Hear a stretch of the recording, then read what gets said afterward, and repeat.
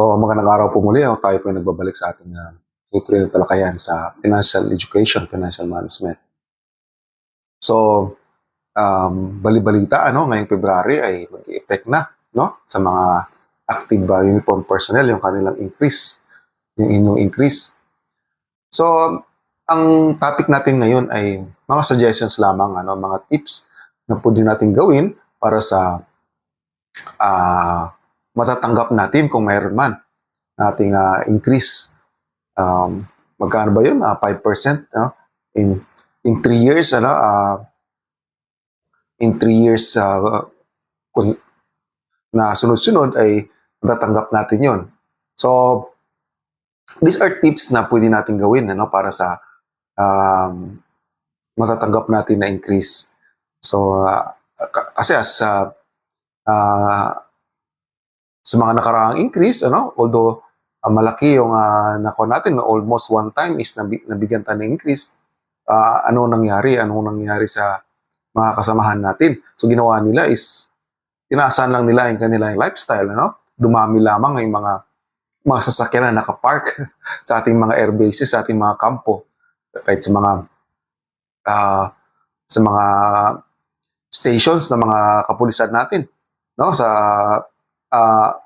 dumami yung mga sasakyan, hindi lang ordinaryong sasakyan, mga brand new, So yun ang itinaas. So this time, sana natuto tayo sa mga lessons na nakaraan. Dumami lamang yung utang, ang natuwa lang noon is yung mga Savings and Loan Association, especially doon sa aspeto ng pag-uutang, sa loan. So tingnan natin kung yung mga tips na ito ay pwede natin subukan, This time, subukan nating maglaan ng pondo para sa ating paghahanda sa ating pagre-retire. Kasi whether we like it or not, kahit na gusto mo nating tumagal sa serbisyo kasi we feel the stability, we feel the steady flow of income, buwan-buwan, may sahod tayo, every middle of the month, end of the year, mayroong mga bonus, but darating ang panahon na tayo magre-retire. So, anong una-una nating dapat na paglaanan ng ating increase, Let's say, hindi naman tayo na-orient mga ganitong bagay, Dapat nga, pag mayroong mga ganitong, pipintong increase, dapat ni-intensify ng mga agencies, lalo sa uniform service, ang financial management, kasi pagka hindi naunahan ng education yung mga kasamahan natin, yung mga uniform personnel, doon tayo babalik ulit tayo doon sa ating nakagawian, Tingnan mo yung sa mga social media, pag-usapan na increase, lahat na lang, ang karamihan naman ng tinatanong is, pwede ko na ba i-file yan sa Savings and Loan Association, sa loan? Magkano ba matatanggap ko kung itong increase ko ito ay ipapile ko sa loan? Ito lang parating bukang bibig ng ating mga uniform personnel, which is counterproductive. Sayang yung opportunity na matulungan tayo ng mga increase na ito to develop our financial life. Kasi pag ang uniform personnel ay hindi niya na-develop yung kanyang financial life, hindi na rin niya napapaunlad yung kanyang sarili, tayo pabigat lamang, pagdating ng panahon, pag tayo retired, dala-dala pa rin natin yung ganong pag-uugali na puro na lang pangungutang, Una, dapat i-prioritize natin yung ating emergency funds. Gasgas na itong emergency fund. Parati ko itong sinasabi na dapat meron tayong emergency fund. So, how much? 3 to 6 months, basically. Ito pinaka-basics, 3 to 6 months. But if we can extend it 6 to 12 months of our monthly expenses, Our monthly expenses will vary, depende sa ating lifestyle, depende sa dami ng ating anak, Sa dami ng ating asawa ay dami nating anak, Isa lang dapat ng ating asawa. So, ito yung dapat nating paglaanan, yung mga hindi inaasahang pangyayari, Pagdating ng panahon, pag tayo nagka-pension, just like nangyari, ngayong buwan, no, January 2026, nadidelay yung pension ng mga pensioners. So, darating ang panahon pag tayo ay nag-retire, pag mayroon ng emergency fund, meron tayong mahuhugot, ano, kahit na ma-delay pa ng 1 linggo o 2 linggo, meron tayong mahuhugot, no? Pag mayroong mga medical emergencies, ano, magkasakit tayo, magkasakit yung mahal natin sa buhay, no? Magkasakit yung mga alagaan natin, no? Meron kayong mga aso't pusa dyan, ano? Di naman natin pwedeng pabayaan, mahal natin. They can be considered as emergencies, no? Sa panahon na tayo na-reassign, no? Pag na-reassign tayo or kung ayaw na natin, ano, mag-early retirement na tayo. So meron tayong mapaglaanan, no? Hindi ito, no, hindi ito para sa mga luho o para sa mga pagbabakasyon, but this purely for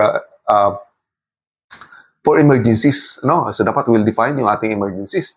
So magkano dapat yung ating ilalaan dito? Kuning 50% ng ating tatanggapin as increase, i-allocate natin, ano? Pag wala pa tayo nito, ilaan na natin, no? Ipo-foresight na natin magkano bang tatanggapin ko, no, sa 5% na itutubo nito. So ilaan mo na yung 50% nun.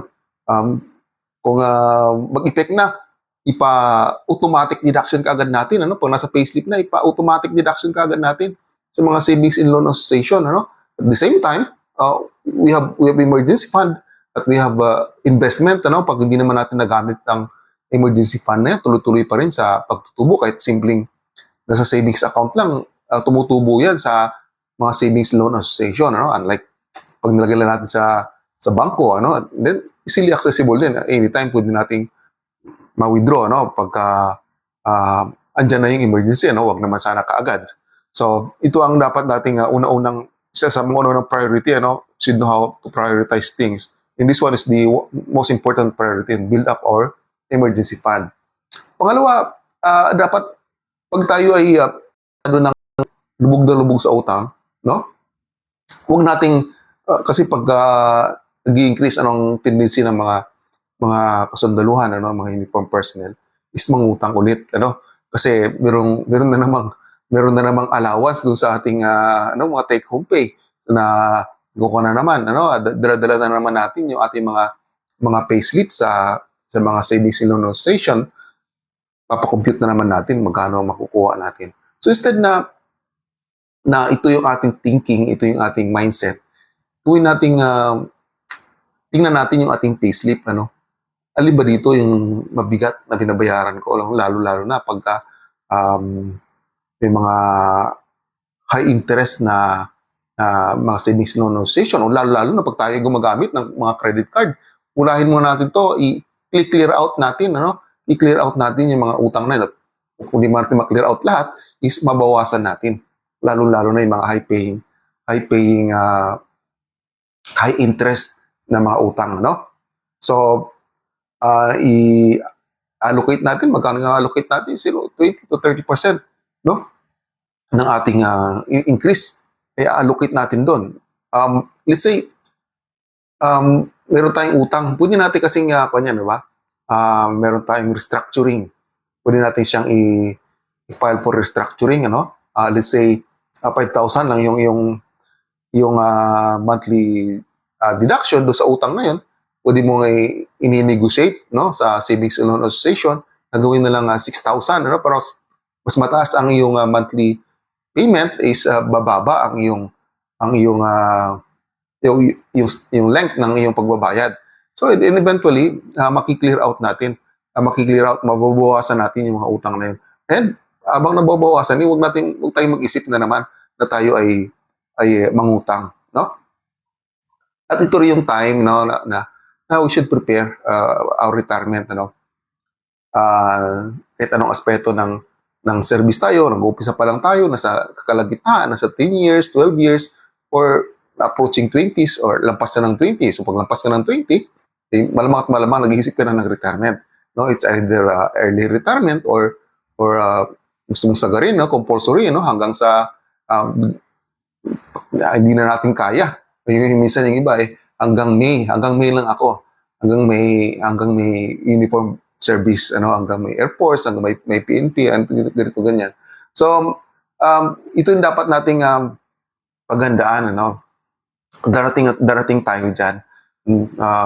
Kung nakapag-foresight tayo na magre-retire tayo sa service, darating yung time na yon. So, yung sinabi ko kanina, paghandaan natin yung mga delayed pensions, at paghandaan natin yung inflations. This one thing na di natin minsan kinukompute, akala natin kung yung ating monthly expenses ngayon na 20,000, 30,000 ay okay pa rin in 5 years from now, 10 years from now, hindi po, So baka maring yung kanil is plus 50% or minsan masaklap plus 100%, so times 2. Magta times 2 yung ating expenses because of inflations.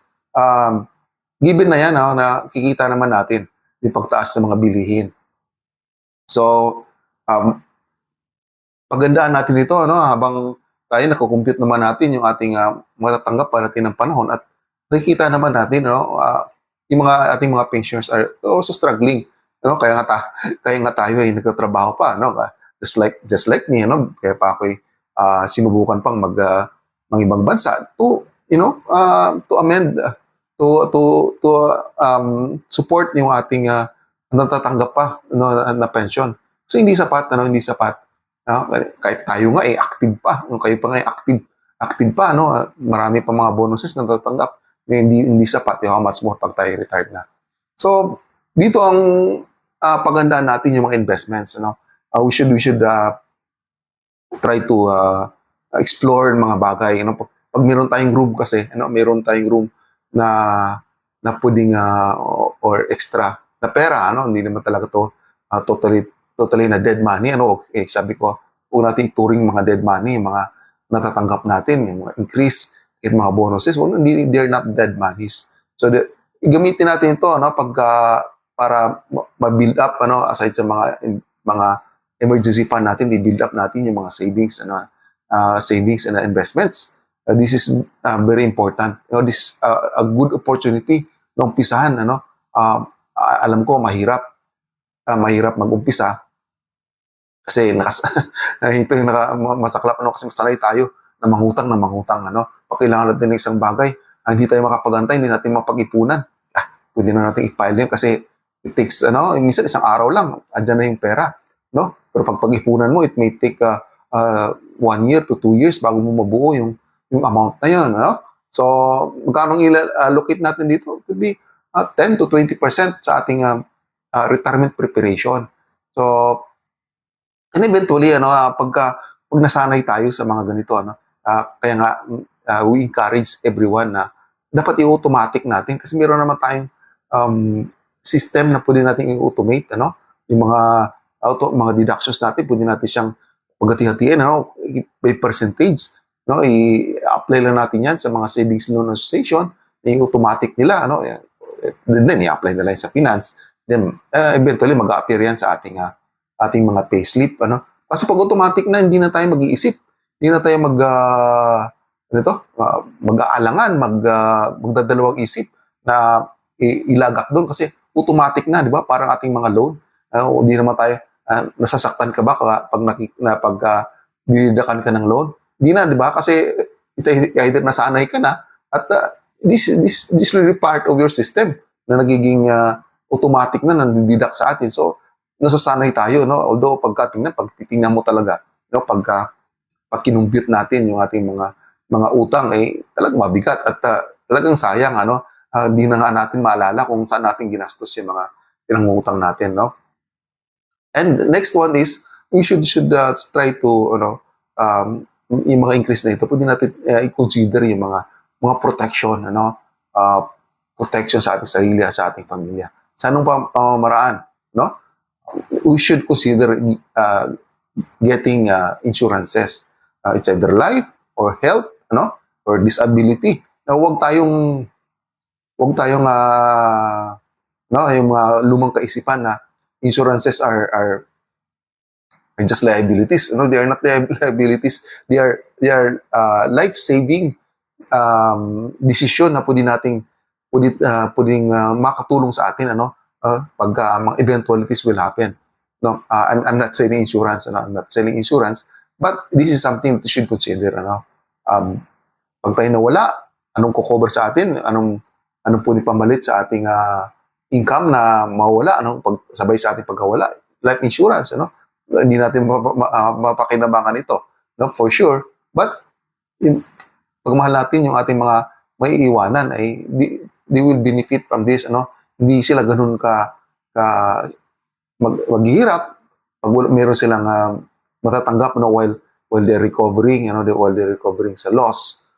They have something to amend their life, yung mga tuition ng mga anak natin, at mga pangailangan, magka-cover nito. Health insurance, very, very important.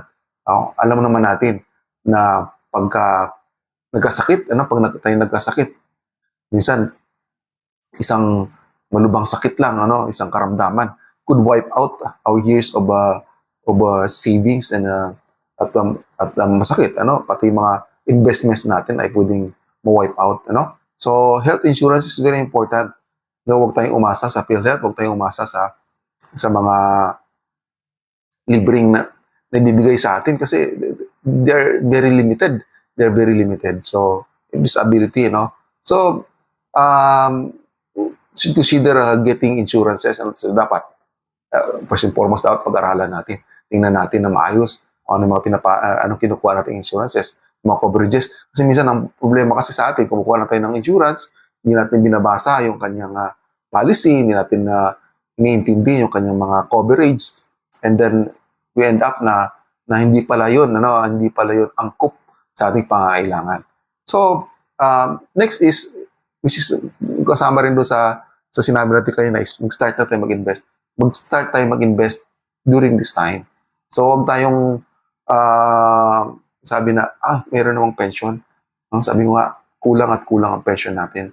Parating ng panahon, as we grow older, dadami ang ating, siguro kumunti ang ating responsibilidad kasi nag-retire tayo, but our pangangailangan, ang ating mga personal needs, family needs ay tuloy-tuloy pa rin yan, yung ating mga responsibilidad ay tuloy-tuloy pa rin. So, we start investing.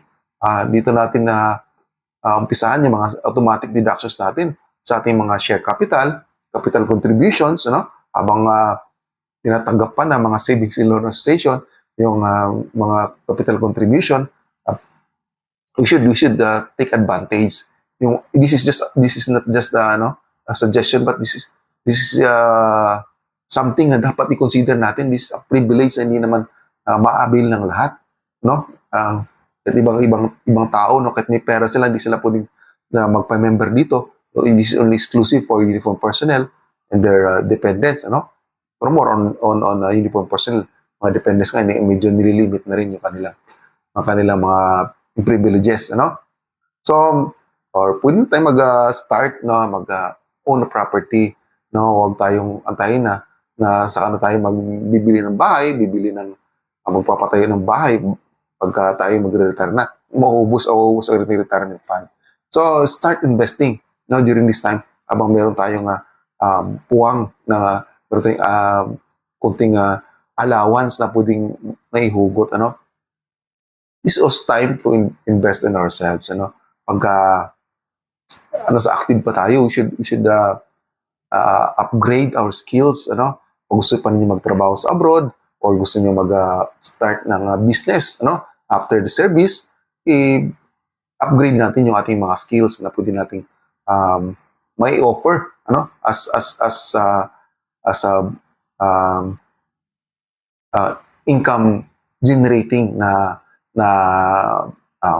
be a business, it could be consulting, it could be pwede nating may offer ng mga skills, kung tayo yung mekaniko. Pag na-upgrade natin yung ating skills sa mekaniko, pwede tayo mag-open ng isang auto shop or repair shop. So, meron tayong income replacement parating ng panahon. So, consider this huwag lang tayong antayin na pa-retire na tayo, saka na tayo mag-i-enroll sa TESDA or meron tayong mga opportunities, meron mga weekend classes, na pwede nating i-consider. And then, ito yung dapat na dapat muna nating iniisip, ano? Huwag tayo kaagad mag-upgrade ng ating lifestyle. So this is very very much ano ito, enticing sa mga uniform personnel because uh, aminin mo natin sa hindi, we always have this yung kayabangan na pasensya na sa tinatamaan, meron tayong minsan na panba, uh, uh, pag nakita natin yung ating classmate, nakita natin yung ating ka-office mate na bumili ng ganito, we have the tendency to ibili rin ako niyan, na ayaw ko rin pag-iwanan, then we end up na bumabalik na naman tayo doon sa ating nakagawian. Then ano nangyayari? Yung increase natin parang wala lang, So sayang yung pagkakataon. Sayang yung chance na mapaganda natin yung ating sariling buhay pinansyal, first and foremost dapat should always consider yung mga increases na ito came from people's money, because came from the taxes na binabayaran ng mga Pilipino. So pagka nakikita rin nila na hindi natin ginagamit ng maayos, kasi pagka we are developing ourselves financially, nagiging negosyante tayo, nagiging taxpayers na tayo in a way na sa ating ayos ng ating buhay pinansyal, nagiging high-paying taxpayers na tayo dahil sa ating mga negosyo or ano ba natin binaventure out, ay tumutulong tayo, So, minsan naaway pa natin yung mga nagbabas sa atin na ganito ganyan, Bakit yung mga uniform personnel lang ini-increasean or whatever. But the truth is, yun naman talaga, Yun naman talaga. Saan ba tayo kukuha ng budget para idadagdag doon sa ating mga sweldo, Huwag natin patulan yung mga ganong criticism, because ang gagawin na natin, i-develop natin yung ating sarili in a way na parating ng panahon, kahit tayo retired na, we could turn back the favors, the privileges that we have enjoyed, habang tayo ay nasa serbisyo, at yun naman ay tuloy-tuloy pa rin. Kaya tayo naman tayo ay retired na, tuloy-tuloy pa rin naman tayong sinusuportahan. And parating naman ng panahon is tayo naman, may ambag naman tayo, sa pamamagitan ng pag-aayos ng ating buhay pinansyal at pagiging active contributor sa society, in a way na naayos natin yung ating mga finances. So sana po ay may nakuha kayong kunting tips, These are just tips, they are just suggestions. At the end of the day, tayo po ang magde-decide ng ating paano natin gugugol yung ating matatanggap na increase, maraming excited, maraming atat na, but let the system have this kasi akala natin ganun lang kadali, so sana nga mag-effect na at masimulan na natin yung mga nasabi kong mga suggestions. They are very effective. I tried it by myself, na yung mga nakaraang increase. Then I really see the difference, sa mental health natin pagka we're not chasing pagbabayad ng utang, then we will have a peace of mind. Then kita paano naman,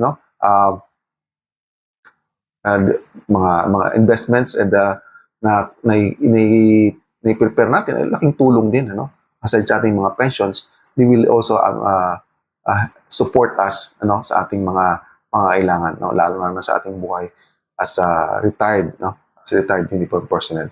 So sana po consider niyo ito, mga suggestions na ito, at sana po ay i-google natin, pagandaan natin ng maayos yung ano man yung ating matatanggap na increase, at should be responsible sa ating buhay pinansyal, para sa ating pamilya, para sa ating bansa, at para sa ating kinabukasan, at para sa kapurihan ng ating Panginoon. So maraming pong salamat, at sana po ay pagpalain tayo ng poong may kapal.